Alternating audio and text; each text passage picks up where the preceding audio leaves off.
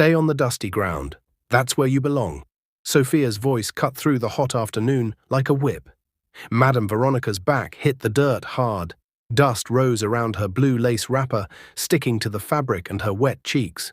Her grey hair was scattered across her face, and her shaking hand reached up like she was trying to block the shame more than the sun. One hand was still raised in the air, like a mother begging a stubborn child to stop. Sophia stood over her with both hands on her waist, chin lifted, smiling like the whole thing was funny. "You lazy witch woman," Sophia hissed. "How dare you ask me any question? Lie there." Madam Veronica blinked through tears. Her eyes were old, tired, but gentle. "What did I do?" she whispered, her voice small. "I only asked for a description of house number 10. Behind Sophia, 3 women stood frozen. They were just coming back from the market, holding nylon bags and small purses. Their mouths were slightly open, like they had forgotten how to breathe. Everyone in that community knew Sophia had pride in her heart. They knew she talked down on people. But this?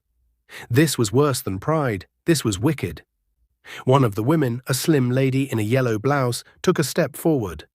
"Sophia," she said softly, like she was warning her.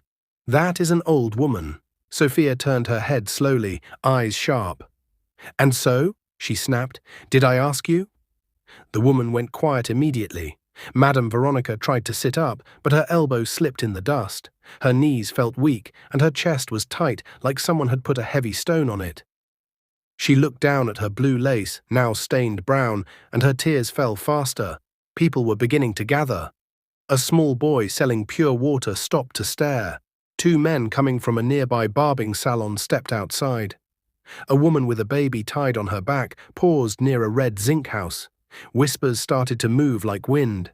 "Is that not Sophia?" She pushed her. "Ah, on an old woman." Sophia heard the whispers and smiled bigger, as if she liked the attention. Madam Veronica finally pushed herself up to a sitting position. Her palms were dusty. She wiped her face, but that only made the dust stick more to her cheeks. "I'm sorry," she said.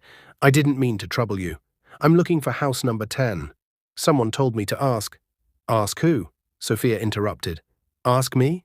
Me?" She laughed loudly, a laugh that sounded proud.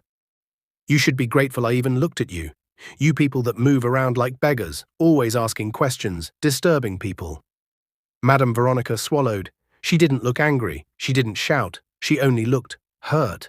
The kind of hurt that sits deep inside, like a quiet wound. The 3 women behind Sophia kept staring, still shocked. One of them looked like she wanted to cry. Another shook her head slowly, like she couldn't believe what her eyes were seeing. Madam Veronica's hand moved toward her bag. Sophia noticed. "What is that?" Sophia asked, leaning forward a little. "You want to bring out juju." Madam Veronica paused, then gently brought out her phone. Sophia burst into laughter again. "Oh, you have phone." Madam Veronica's fingers trembled as she unlocked the screen. Sophia folded her arms. "Go ahead," she said, smiling wide. "Call your poor lazy son. Let me wait. Let him come. I will deal with him too." The crowd murmured. The 3 women behind Sophia looked at one another. One of them whispered, "This girl has no fear." Madam Veronica did not answer Sophia. She only raised the phone to her ear. Her lips moved as she spoke quietly, like she didn't want to shout, like she didn't want to make the whole street a drama. "Nathaniel," she said calmly, even though tears still hung on her lashes. "Please bring the vehicles to the untarred road, now." Sophia laughed so hard she bent a little. "Vehicles?" she repeated. "Which vehicles? Wheelbarrow?" Some people laughed nervously, others did not laugh at all. The air suddenly felt strange, not because of Sophia's laughter, but because of Madam Veronica's voice. It was soft, but it had weight. Like someone used to being obeyed, like someone who didn't talk too much because she didn't need to. Madam Veronica ended the call and put the phone back inside her bag. Sophia clapped slowly. "Ehen, we are waiting," she said. "Let your vehicles come." Madam Veronica did not reply. She slowly stood up, brushing dust from her lace. Her knees shook, but she forced herself to stand straight. She looked around at the faces watching her. Some were pitying, some were curious, some were still confused. Then she looked at Sophia, and for the first time, Madam Veronica's eyes changed. They were still gentle, but there was something else inside them now, something firm. Sophia noticed it and frowned. "What are you looking at?" Sophia snapped. Madam Veronica said nothing. She simply stood there, waiting. The community road was quiet now. Even the birds on the electric wire looked like they had stopped making noise. 1 minute passed, 2 minutes. Sophia's smile started to weaken. "Auntie, if your son does not come, don't worry," Sophia said with fake sweetness. "I can still help you crawl back to your house." A few people gasped. The 3 women behind her looked ashamed now. One of them stepped back as if she didn't want to stand close to Sophia anymore. Then, a low sound rolled into the street. Heads turned. Dust began to rise at the far end of the untarred road. At first, people thought it was a truck, maybe a bus. But as the sound grew louder, the crowd started to press forward, eyes wide. 2 sleek cars appeared from the corner, so clean they looked out of place on that dusty road. The sun bounced off them like mirrors. And when they drove closer, people saw the shape, the long bonnet, the bold grille. Someone whispered, "Is that Rolls-Royce?" Another person replied, "2 of them." Sophia's mouth opened a little. Her eyes blinked fast, like her brain was refusing to accept what she was seeing. The cars stopped right in front of them. The engines purred softly. For 1 second, nobody moved.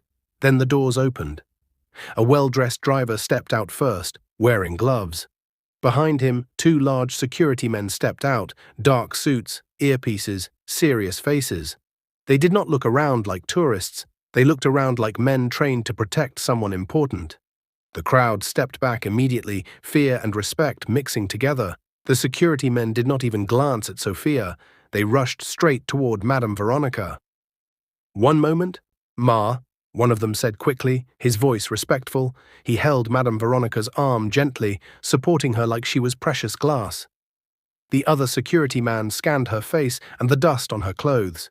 His jaw tightened. "Ma," he asked, voice low but angry, "who did this to you?" Sophia took a slow step backward. Her throat suddenly felt dry. Madam Veronica raised her hand and pointed, directly at Sophia. The security men turned at once. Their eyes landed on Sophia like 2 sharp knives. Sophia tried to speak, but no sound came out. Her friends behind her gasped loudly. The crowd began to whisper again, faster this time. "Ah! So it's true." "God!" One of the security men started walking toward Sophia. Sophia lifted her hands quickly. Wait, she stammered. "It was just small misunderstanding." But the security man did not stop. His hand reached for Sophia's arm. Sophia's eyes filled with fear, and as he grabbed her wrist, Sophia finally understood. She had not pushed a helpless poor old woman. She had pushed someone powerful, someone protected, someone whose name could shake buildings. Madam Veronica stepped forward slowly, dust still on her clothes, tears drying on her face. She looked at Sophia and spoke in a calm voice that made the whole road go silent. "My name is Veronica Benson." Sophia's legs almost failed her. Madam Veronica continued, each word landing like a hammer. "The billionaire CEO of Vero Group of companies." Sophia's mouth dropped open. Her heart began to race. Because at that moment, Sophia realized she had made the greatest mistake of her life, and the next thing she saw made her blood run cold. The sound of the police siren grew louder. It cut through the dusty road like a warning from the sky. People stepped aside quickly as a police van turned into the untarred road, its tires kicking up more dust. The crowd that had gathered moved back in fear and curiosity. Children were pulled behind their mothers. Men stood with their hands on their hips, watching closely. Sophia's knees trembled. This is a mistake," she whispered, her voice breaking. "Please, it's a misunderstanding." But nobody was listening anymore. The police van stopped. 2 officers stepped down, their faces serious. One of them looked from the Rolls-Royce cars to the security guards, then to Madam Veronica. He straightened immediately. "Good afternoon, Ma," he said, bowing his head slightly. "We received a call." Madam Veronica nodded slowly.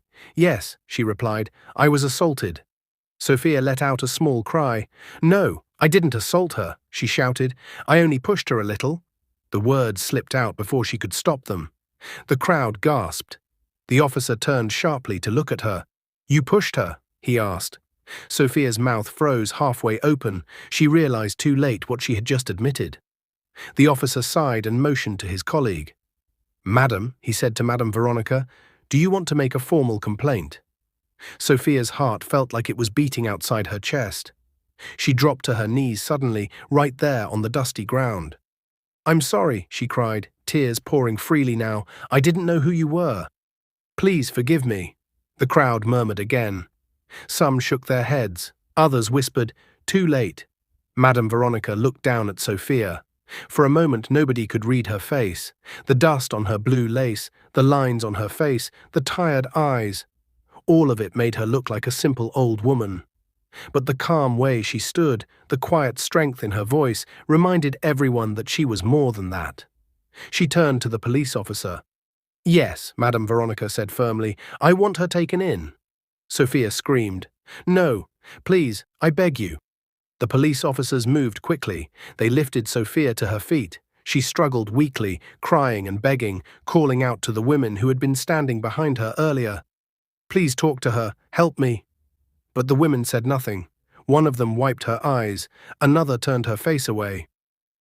As Sophia was led toward the police van, Madam Veronica stepped forward once more. She stood directly in front of Sophia, her voice steady and clear. "You laughed at me," Madam Veronica said. "You called me lazy. You pushed me to the ground because I asked for simple help."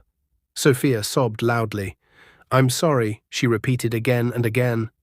Madam Veronica looked at her deeply. "You lack manners," she continued, "and if this is how you treat elderly people, then you need correction."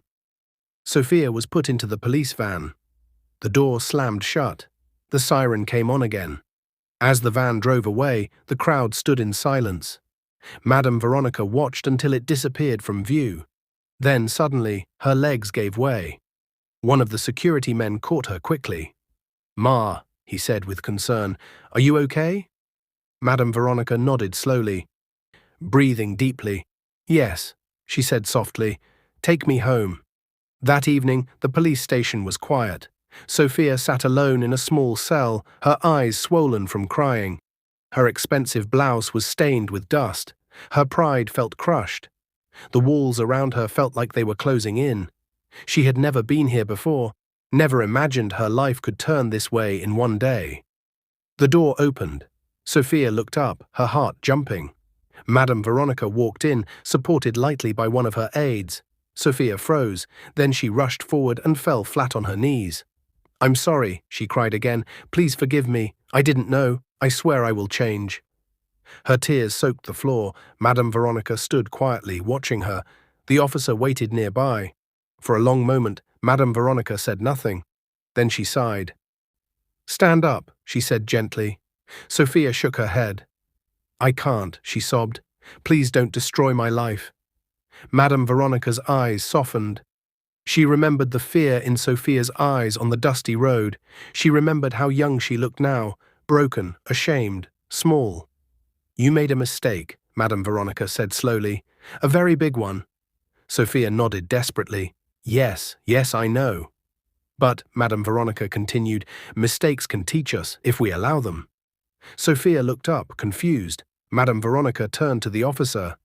"I want to withdraw the case," she said. The officer blinked in surprise. "Ma?" "I forgive her," Madam Veronica said. "Let her go." Sophia froze. Her mouth fell open. You forgive me," she whispered. Madam Veronica nodded. "I hope this experience changes you," she said. "If not, life will teach you harder lessons." Sophia broke down completely, crying like a child. "Thank you," she said between sobs. "Thank you." The following day, Sophia woke up early. Her head still hurt from crying. Her heart still felt heavy. She picked up her phone with shaking hands and dialed Madam Veronica's number. "Ma," she said when the call connected, "I want to come and greet you, to thank you properly." Madam Veronica paused. "You are welcome," she replied. "Take care." Sophia dressed simply that morning, no makeup, no pride. On her way, she boarded a taxi. Rain clouds gathered suddenly. The road was slippery. The taxi driver tried to brake, but it was too late. A loud crash echoed. Everything went black. Sophia opened her eyes to bright lights. Pain shot through her head. She tried to move, but her body refused. Voices surrounded her. She has a severe head injury. She needs surgery immediately. How much? 10 million naira. Someone made a call. Moments later, Madam Veronica rushed into the hospital, fear written all over her face. She looked at Sophia lying there, unconscious, tubes around her, machines beeping. Madam Veronica closed her eyes briefly. "Do the surgery," she said firmly. "I will pay." Hours later, Sophia lay in a hospital bed, still unconscious, but stable. Madam Veronica sat beside her, holding her hand gently. "She is young," she whispered. "She deserves another chance." The machines beeped steadily, and as Madam Veronica watched over the girl who once humiliated her, she did not know that this act of kindness would soon change both their lives forever. Sophia slowly opened her eyes, and the first person she saw made her burst into tears. Sophia's eyes fluttered open slowly. At first, everything was blurry. White lights, soft beeping sounds, the smell of medicine. Her head felt heavy, like it was wrapped in cotton. She tried to move her hand, but it felt weak. Then her vision cleared a little. She saw a face, an old face, gentle eyes, grey hair neatly packed this time. Madam Veronica. Sophia's lips trembled. Tears filled her eyes instantly. She tried to speak, but only a broken sound came out. Madam Veronica leaned forward quickly. "Easy, my dear," she said softly. "Don't talk yet." But Sophia could not stop crying. Tears rolled down her cheeks as memories rushed back. The dusty road, the push, the laughter, the police van, the cell, the forgiveness, and now this. The woman she humiliated, the woman she pushed to the ground, the woman she insulted. This same woman was sitting beside her hospital bed. Alive because of her, saved because of her. Sophia's chest shook as she cried harder. Madam Veronica gently wiped her tears with a handkerchief. "You are safe now," she said. "The surgery went well." Sophia finally found her voice. You paid?" she whispered weakly. Madam Veronica nodded. "Yes." Sophia turned her face to the side and cried again, ashamed. "I don't deserve this," she said. "I don't deserve you." Madam Veronica sighed quietly. "Life gives us lessons in strange ways," she said, "sometimes through pain." Sophia slowly turned back to her. "Why?" she asked. "Why are you doing this for me?" Madam Veronica looked at her for a long moment. "Because someone once gave me a second chance too," she replied. "And it changed my life." Sophia stared at her, surprised. Madam Veronica smiled faintly. "But that is a story for another day." Sophia stayed in the hospital for weeks. Madam Veronica visited her almost every day. Sometimes they talked. Sometimes they sat in silence. Sometimes Madam Veronica brought food. Sometimes she only brought her presents.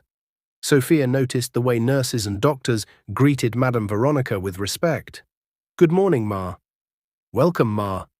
She began to understand how powerful this woman truly was. Yet Madam Veronica never acted proud.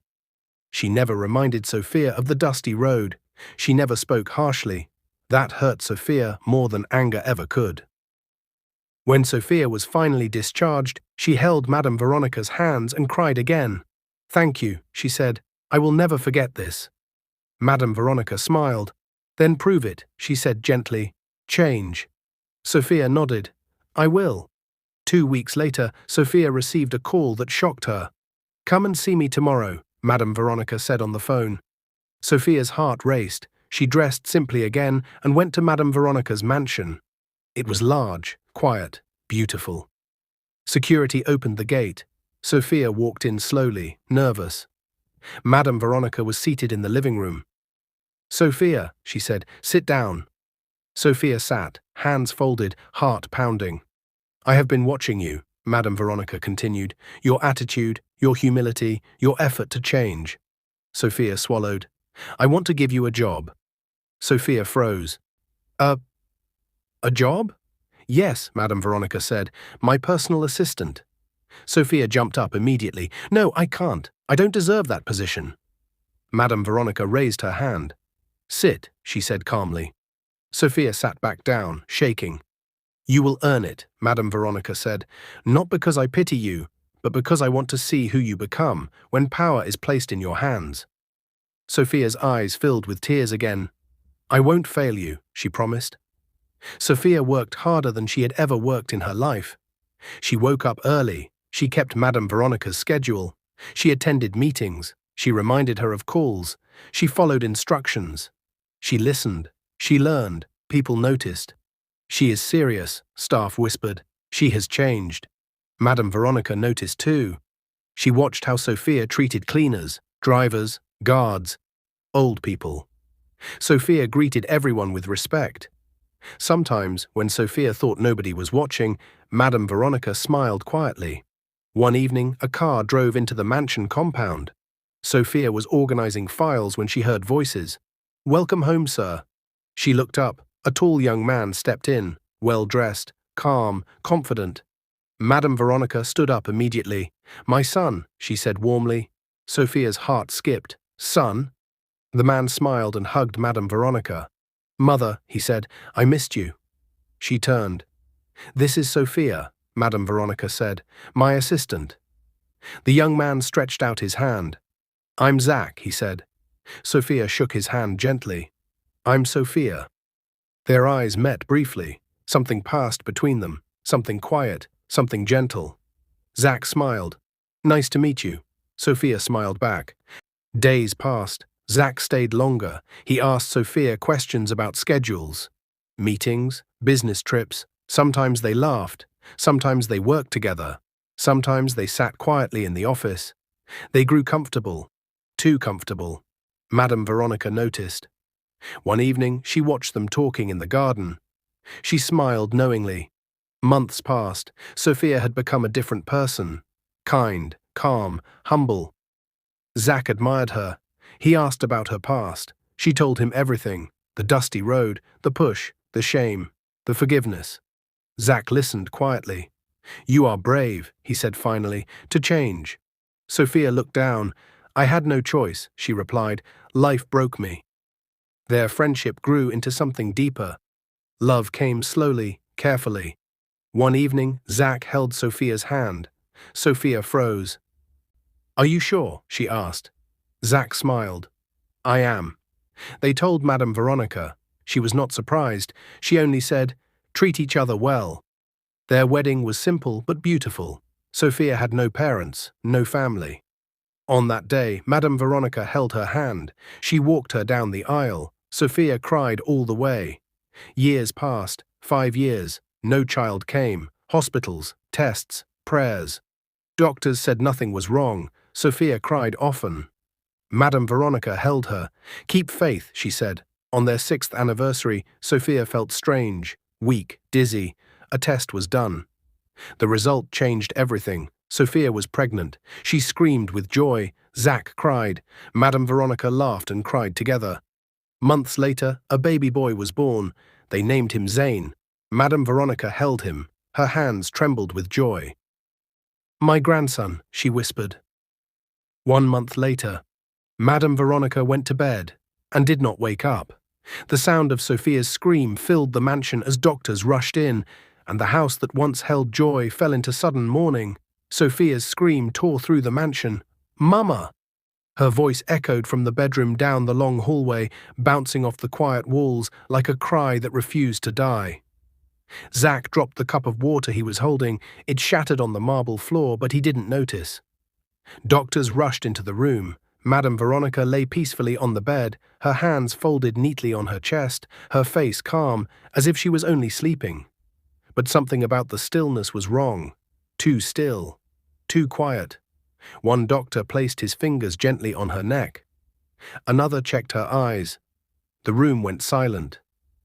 Sophia clutched Zach's shirt, shaking. "Please," she whispered, "please wake her up." The doctor slowly turned to them. "I'm sorry," he said gently. "She passed in her sleep." Sophia collapsed to the floor. Zach held her tightly as she cried, her whole body shaking. Baby Zane began to cry too, his small voice filling the room with confusion and fear. The house that had been full of laughter just days ago suddenly felt empty. Cold, broken, news of Madam Veronica's death spread quickly. Within hours, the mansion was filled with people, business partners, staff, drivers, cleaners, old friends, young workers, even strangers who only knew her name. Some cried openly, some stood quietly, some whispered stories about her kindness. She paid my school fees. She saved my shop. She gave me work when nobody else would. Sophia sat in one corner of the living room, holding Zane tightly. Her eyes were red and swollen. She barely spoke. Zach sat beside her, his face hard with pain. "Mama waited," he whispered once. "She waited to see her grandson." Sophia nodded, tears falling silently. "Yes," she replied, "she waited."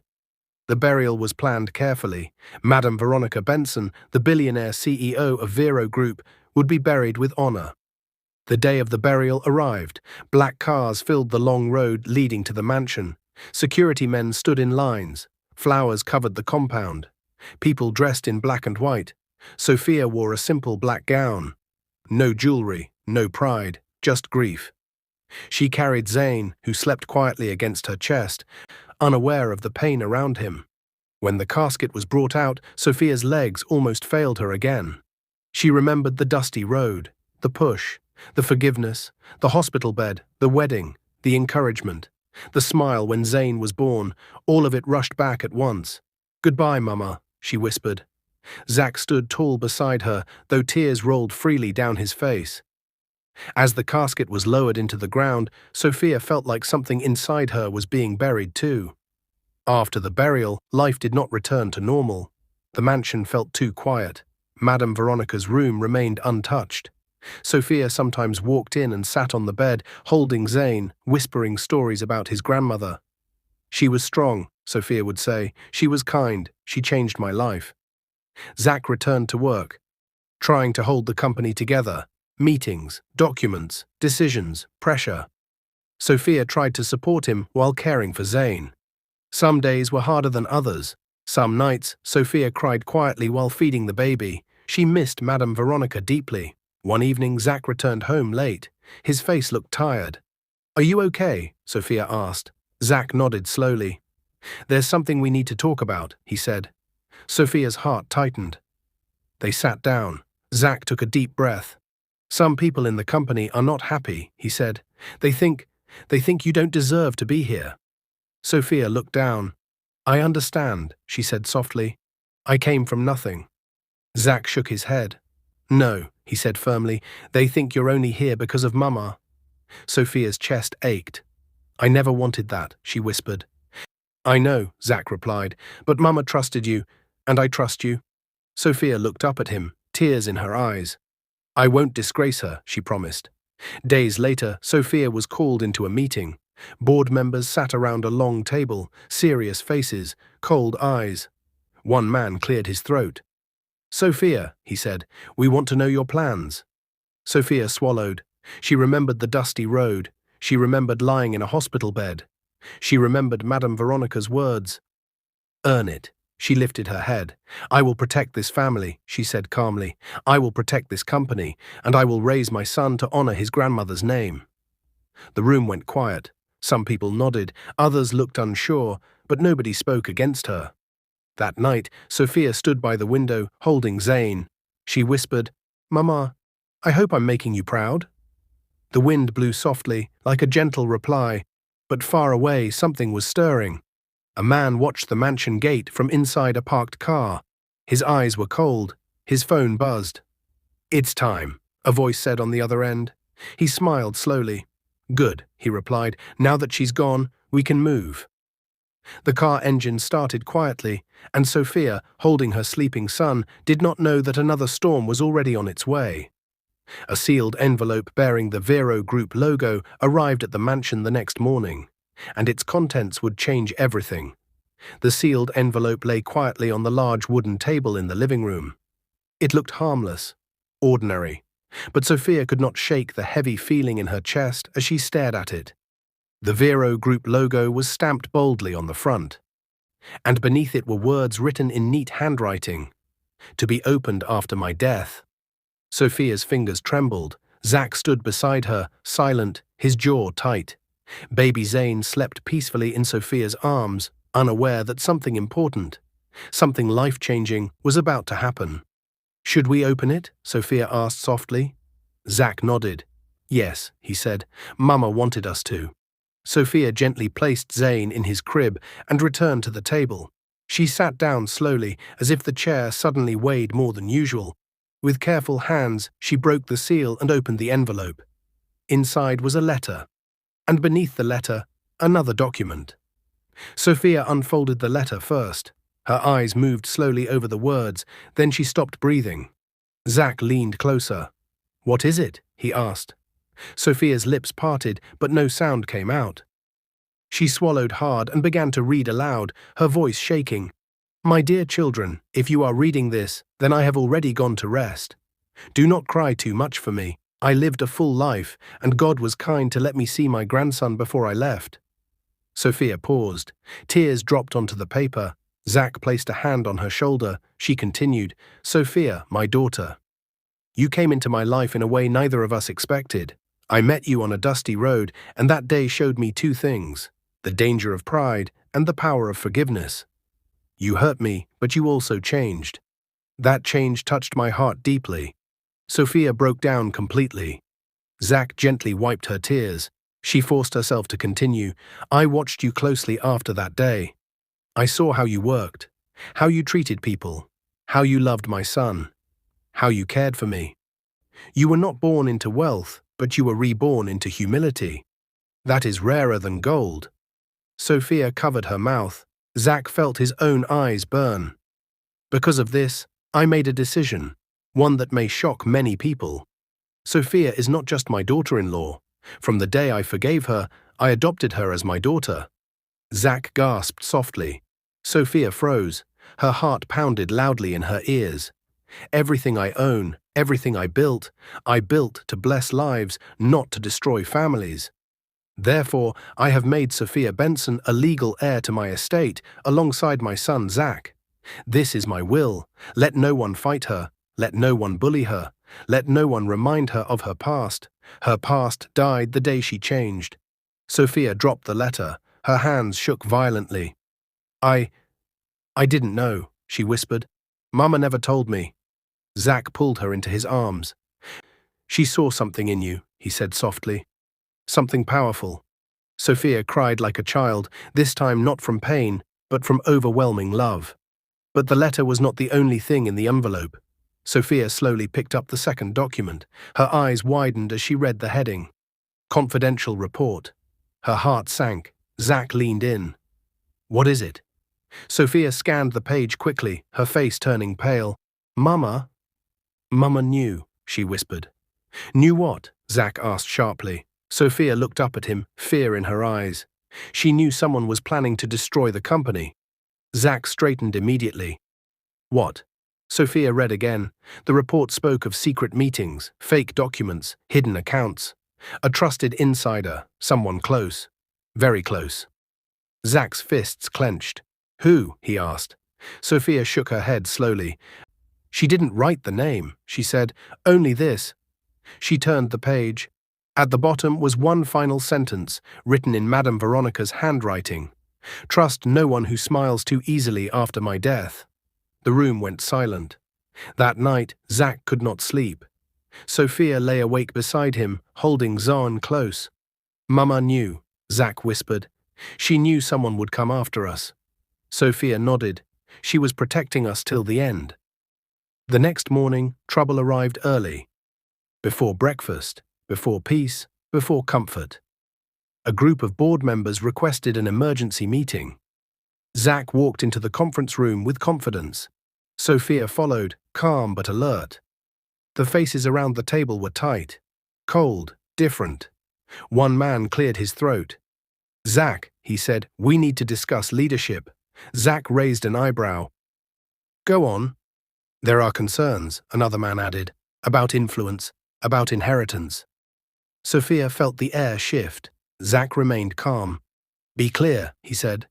The first man leaned forward. "We believe Sophia should step aside from company matters." Sophia's heart sank, but she didn't speak. Zach stood up slowly. "My wife stays," he said firmly. The men exchanged looks. One of them smiled thinly. "We expected that answer." Sophia suddenly remembered the sentence in the letter, "Trust no one who smiles too easily." Her eyes locked onto that man. And in that moment, she knew this was only the beginning. Later that day, Sophia stood alone in Madam Veronica's old room. She held the letter again. "Mama," she whispered, "they are coming." She looked down at Zan, sleeping peacefully in her arms. "I will protect him," she said softly. "I will protect everything you left behind." Outside the window, a car slowly drove past the mansion. Inside it sat the same man from days earlier, the one who had watched the gate. He made a call. "She knows nothing yet," he said calmly, "but it won't matter." He smiled. "By the time we are done, everything Veronica built will be mine." The car disappeared into the distance, and Sophia, standing in the quiet room, had no idea how dangerous the next chapter of her life was about to become. That evening, Sophia received an anonymous message on her phone, and the words on the screen made her hands shake uncontrollably. Sophia's phone vibrated softly in her hand. She was standing by the window, rocking Zane gently as he slept. The mansion was quiet, but her heart was not. Ever since the meeting with the board members, something inside her had been restless, like danger was walking quietly behind her. She looked down at the screen. Unknown number. The message was short. "You don't belong here. Leave before you lose everything." Sophia's breath caught. Her fingers tightened around the phone. For a moment, fear tried to rise, but she forced it down. She had been afraid before, on a dusty road, in a police cell, on a hospital bed.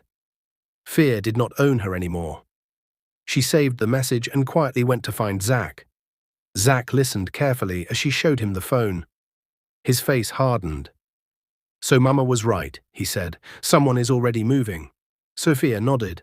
"I don't want to run," she said softly. "I ran from responsibility once in my life.